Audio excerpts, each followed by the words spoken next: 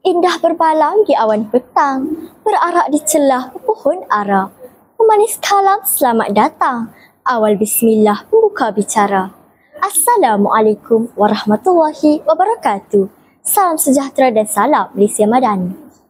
Sebelum kaki mula melangkah, sebelum mulut memulakan lisan, izinkan saya memperkenalkan diri. Nama diberi Imanina binti Ismail. Saya berumur 12 tahun. Sejak kecil, saya memang minat membaca pelbagai bahan bacaan.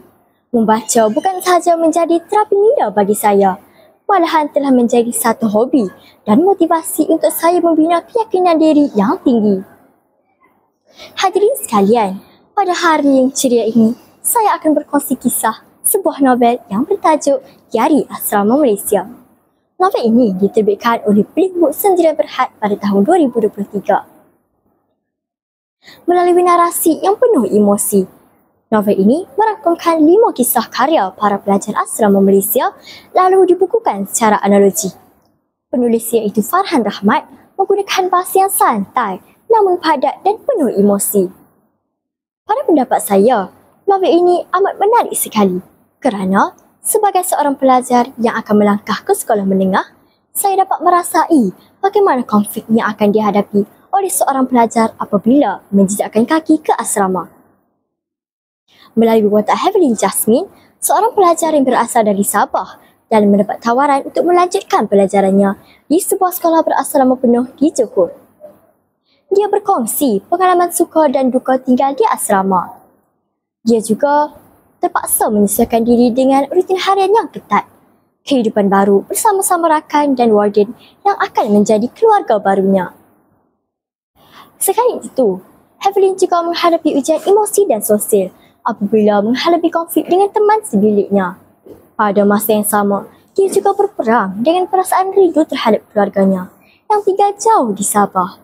Walau bagaimanapun, dia belajar banyak nilai kehidupan seperti berdikari, kerja berpasukan dan nilai persahabatan.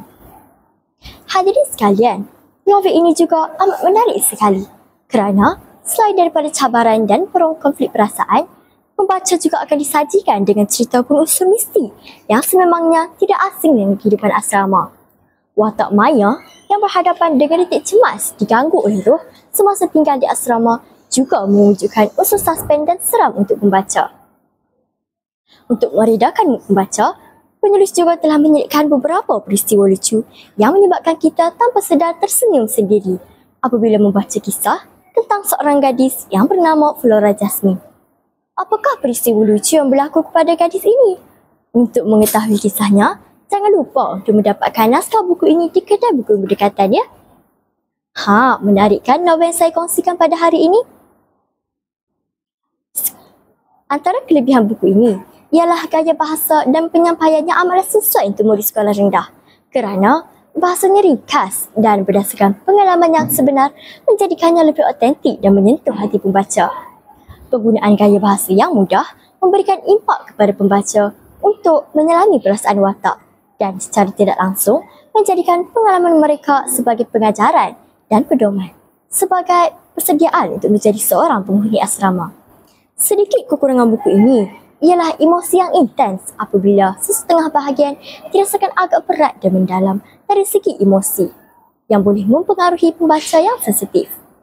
Kesimpulannya, novel Diari Asrama Malaysia ini merupakan sebuah karya yang bukan sahaja menarik kerana mencatatkan pelbagai pengalaman suka duka penghuni asrama, malah menyuntik pengajaran tentang nilai dan cabaran untuk menjadikan hati seseorang itu lebih kental dan tabah menghadapi cabaran hidup khususnya generasi Z masa kini.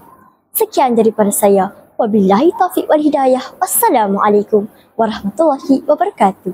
Sekian, terima kasih.